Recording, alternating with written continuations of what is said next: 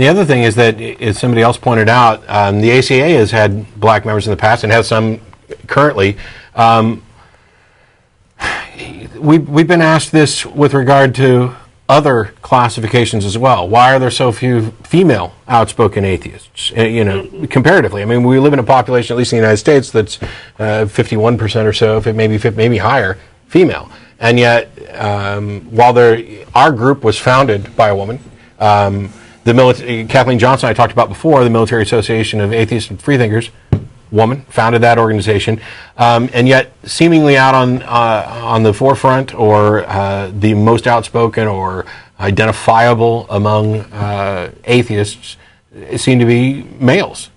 And if you run around YouTube, I may have seen one of your videos, but if you run around YouTube and look, what you're going to see is a lot of young white males talking about their atheism. By and large, there are increasing numbers of women involved, and there are increasing number of minorities, whether it be black, Hispanic, whatever, involved now.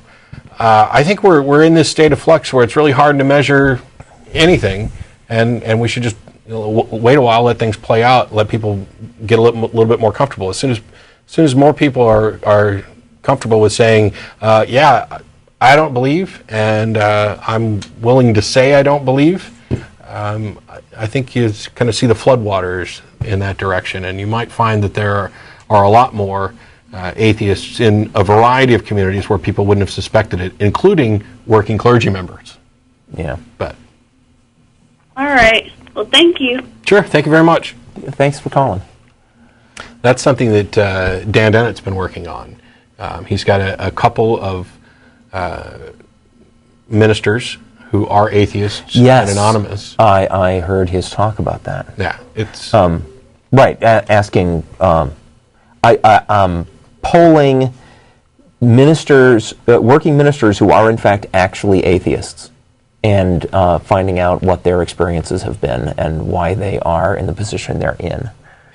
Fascinating. And I'm really fortunate that I never ended up in that situation. Dan Barker talked about that yesterday, where for a period of, I think it was the last 6 months that he was actually preaching, he was an atheist. Mm-hmm. And nobody knew it.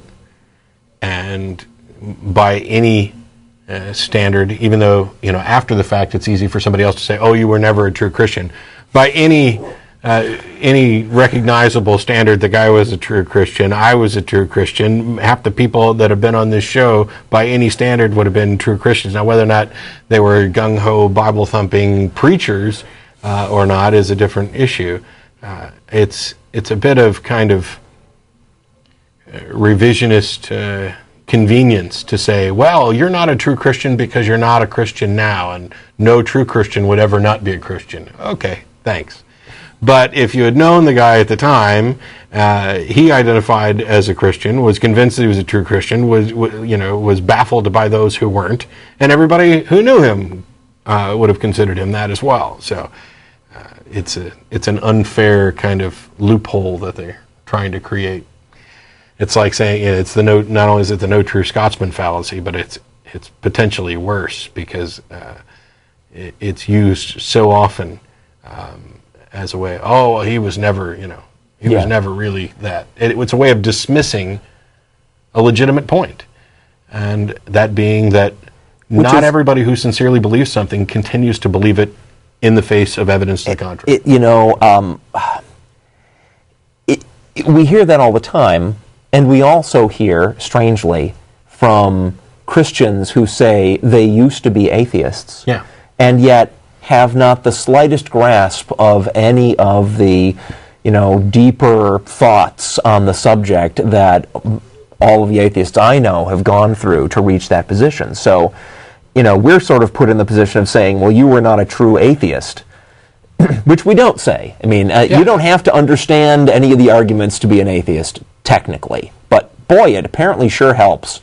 Yeah, I'm fine with saying, okay, you used to be an atheist. Great. Why were you an atheist? It's the same reason. It's the same thing I ask people on the theistic position. What do you believe and why? If you were an atheist, and I've had people, I swear I could go pull this email up because just from a few weeks ago, I was an atheist, and I understand why you guys believe what you believe or disbelieve what you disbelieve, because I used to disbelieve those same things for the exact same reasons. And I was like, okay, great. Here's somebody who used to be in the position that we're in, and they have since converted, so he will have rational evidence, rational, logical reasons supported by evidence. Cool. I couldn't wait for the conversation. This was going to be possibly life-changing. And it was some of the most laughable crap I've ever heard. I mean, I apologize. I don't mean to be dismissive, but I have to be. If you say, I understand the arguments for and against the existence of God, and I understand your positions with regard to reason and evidence, and I used to believe as you did, but now I believe differently, and I can present the reason and evidence for it, and you come up with nothing better than, I was sick and prayed and I got better, I'm sorry, I don't know, it's like a complete bait and switch. I feel so disappointed that I don't even want to respond to an email like that I might have responded. Look, if you're going to email, by the way, we're going to get back to calls in just a second. If you're going to email the show, you can email tv@atheist-community.org. That goes to me, it goes to the co-host, it goes to a number of other people behind the scenes of the show. We can't possibly answer every email that comes in, but we answer a great deal of them. And if you're looking for a way to make sure that your email gets answered, don't feel that you need to start off with I used to be an atheist, but I found some evidence. If that's honest and that's honestly the way you want to represent yourself, that's fine. But don't feel obligated to do that. You don't have to lie. You don't have to pretend to be in agreement with us in order to get it.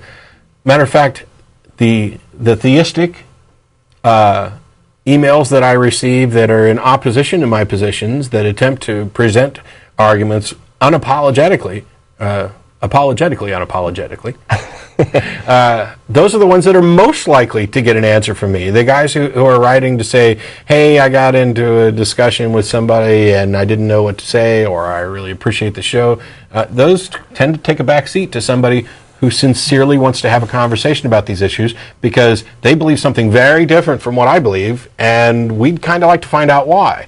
Now, of course, if you're just writing to preach, expect preaching in return.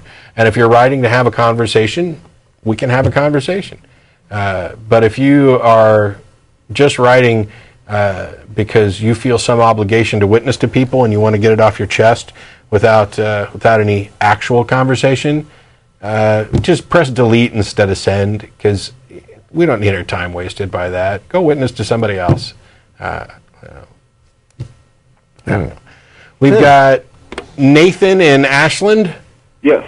How you doing? I'm doing great. How are you? I'm doing pretty good. How are you? Oh, wait, I asked that. I'm a really big fan of the show. I enjoy it a lot. It's really helpful and useful to me for arming myself with arguments, and so I want to thank you for that up front. Mm-hmm. You're welcome. Thank you. I have before I get into what I wanted to ask you about, I have a comment on what you've just been talking about theists who claim that they were once atheists as a way of getting street cred for themselves up front before they launch into their arguments. Right. Yeah. I know that Richard Dawkins has written briefly about this, and he actually used the example of C.S. Lewis, and he said that it's one of the oldest tricks in the book,